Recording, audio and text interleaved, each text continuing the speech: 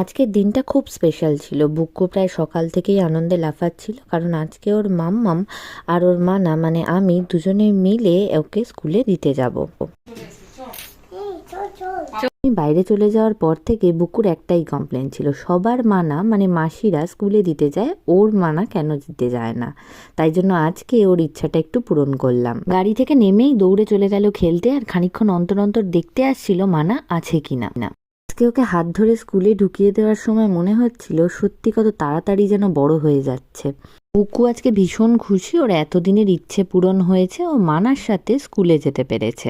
বুকুকে স্কুলে ঢুকিয়ে দিয়ে আমরা একটুখানি শপিং করতে জুডিও গেলাম, তারপর ডমিনোজে একটু খাওয়া দাওয়া সেরে বুকুর ছুটির সময় আবার চলে এলাম স্কুল বিল্ডিং এর সামনে। ছুটির সময়ের ভিড় পেরিয়ে বুকুকে নিয়ে গাড়িতে উঠে পড়লাম। তারপরে আদর খেতে খেতে বাড়ি ফিরলেন মহারানী। ভিডিওটা কেমন লাগলো সবাই অবশ্যই কমেন্ট